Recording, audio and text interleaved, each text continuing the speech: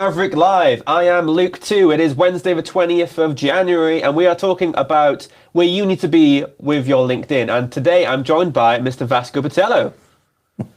Why Mr.? Okay, Miss Vasco Patello. So when it comes to your LinkedIn page, Vasco, you go through a lot of our clients and you get them up to speed with all the intake forms. So we kind of want to go through today talking about if you're looking for more sales, looking for more content views, where your profile and where you need to be on LinkedIn in order to achieve that.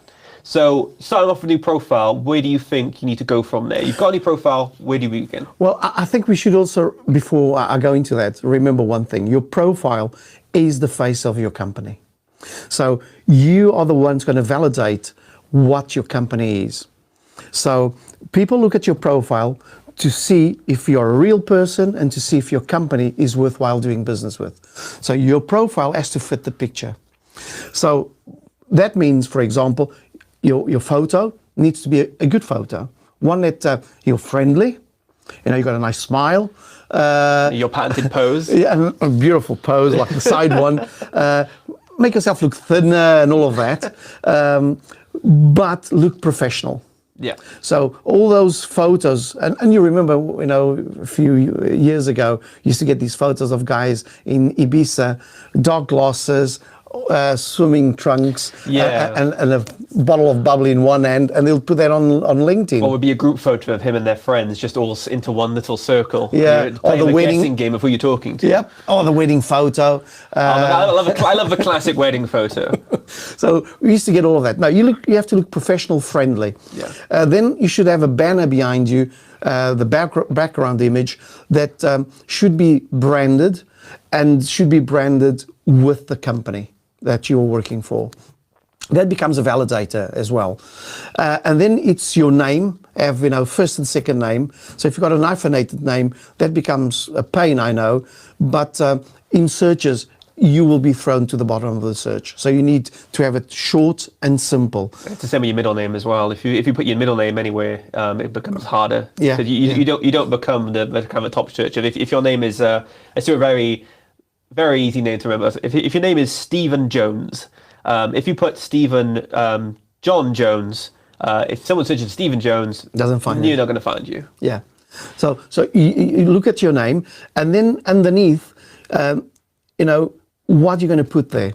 This morning I read a good one, and I was with Terry, and we had this great laugh because this person said, under the title, 5'6" marketing expert.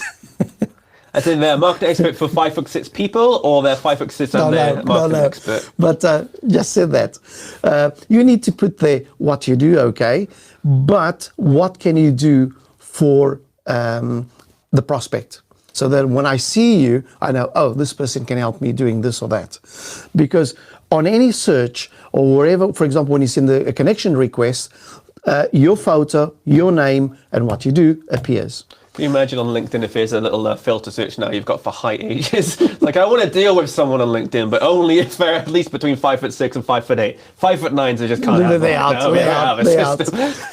But the interesting thing also is try and run away from those weird titles that people now give themselves, like the ninja of marketing or the black belt or the dreamer. Yeah, it's trying to stand out there, but if you're trying to get search appearances, no one's searching for ninja, really, are they? When they're trying to do it? I mean, it's interesting, creative if you pop up on there, but it can be a hindrance at the same time. Yeah.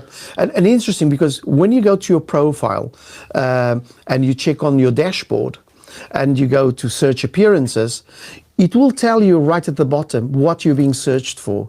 And I'm quite sure the word ninja doesn't appear there, or black belt. So put in something that's relevant to what you do. And so that when I see, I say, oh, this is what he does. He can help me in this field. So your profile should be done and tweaked in such a way that it brings business in, that validates what you do and what your company is. Basically, that's it. So having the right titles. Also, for example, you got the about section. Yeah. Put in what you and your company can do for me as a professional. Don't put in there, I'm a 36-year-old, professionally driven, blah, blah, blah. A lot of people write out like CVs, don't they? Because you're not looking for a job, are you? Yeah, that's an issue. Some people treat their LinkedIn profiles like it's their like their CV, but really it is a social media page. Yeah. A lot of people don't even write in the About Us page, which can hinder you getting an all-star status, because you need that all-star status also if you want your profile to be promoted on LinkedIn. If you're just an intermediate or just a beginner on there, LinkedIn says, oh, this is a kind of an incomplete profile, it's still being built. So they won't promote it, as much as they would an all-star page. And that About Us page is usually the thing that gets missed. When I was doing a lot of profile reviews back in the day, I still do them now actually. We give out free profile reviews for anyone who's interested in knowing more about the profile and what they can do to improve it. By the way, if you want one, get in touch with us. Yeah, just get in touch. And a lot of the main things on there I give advice over is the About Us page. Yeah. That's people right wrong. Because there's another interesting factor, which is that title underneath your name plus the About section, they are both SEO'd. Yeah. So it's important for you to have there the right stuff. The other thing is the featured part, where you can put your company's website, services, where you can put articles you've written, posts that you've written, links to blogs and things like that. So when a person comes to your profile, he sees the offer, basically. Yeah, currently I've got on there is the our sales fails playlist I've got for the series. I need to get back on doing some of them. I'm still writing them out. So yeah, what I've got on there is some of the work we've done, some of our promotional stuff. A lot of people put their posts in there, like if they get like a really good post on LinkedIn, they kind of put it on there. And a lot of the time it can be just sort of an engagement post, which is kind of get lost in the messaging. Because if you go into someone's profile and you're like, oh, hey, I want to see what you're about, and they just see, oh, look, there's a really post with loads of likes on, but it's just a picture of and interesting enough, in the old days, don't know what they're doing, what we're delivering, what we're trying to achieve. Yeah. And in the old days, one of them, it's like a couple of years ago, before this, all of this happened, the receptionist or then the telephonist were the people that showed what the company was like. It gave you a taste, a flavor of the company, the way they treated the prospect when he called in or he walked in. Now it's your profile on LinkedIn. That's what people check first to see, can I do business with this company? So if it doesn't look the part, people will just go somewhere else. Yeah, exactly. I mean, first impressions are key in any sort of relationship. If you're meeting someone and the way they shake their hand, you do that initial 20 seconds of getting to know if you like a person. You can do the same with a profile like image and everything yourself. You scroll down, you see if you like this person, their experiences, and it's your front face of yourself and the company itself. And then nowadays there's so many great apps out there that can take your photo and tweak it in such a way it looks nicer. It's got a bit of lighting. There's so many out there. You don't want to do too much though, do you? Just in case. You need to make sure that you're not, I'd say, professional catfish. No. Because it can be really weird when someone's got their old picture on there and they're looking 30 years younger, and you reach them on Zoom and then they are obviously a little bit older. And then you have that brief moment of just, oh, I didn't know, okay, yeah, hello. And then it's kind of awkward. It kind of like really takes you out of the call a little bit. It does. So don't overdo it. But use one of those things to make things nicer. That's what artists do in magazines, basically. And then when you see them in real life, you go, ugh.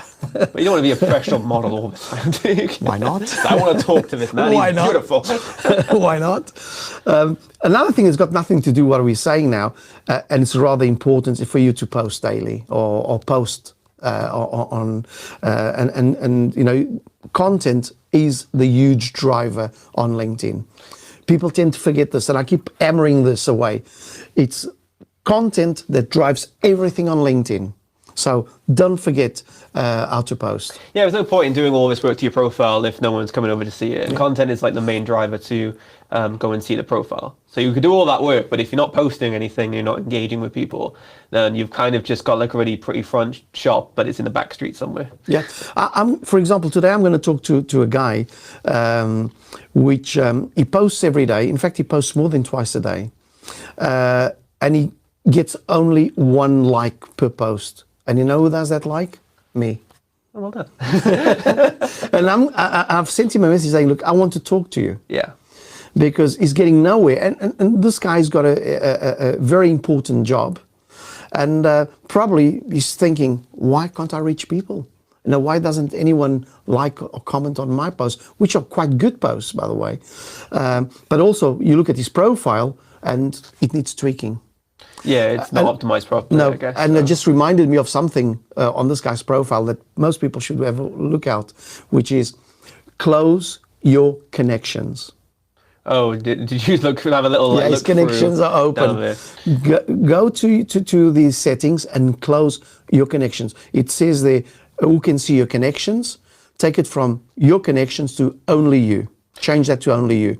Otherwise, if I was a new business development guy, I'll go into your account and I'll rip your connections. Yeah, because that's what people do. If you've obviously prioritized your profile so only your connections can see you and your picture as well, you should probably keep that open for everyone, because if you're trying to put yourself out there, closing off your profile isn't going to help.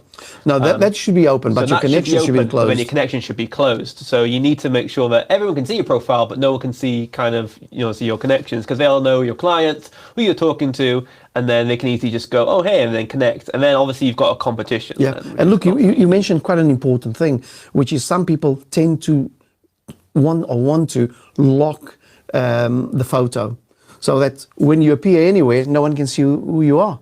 Yeah, because the photo travels everywhere. Only if you're connected. Yeah, when we talked about profile earlier, the profile picture does travel you everywhere. So whenever you comment on something, that's the thing that'll appear next to your name.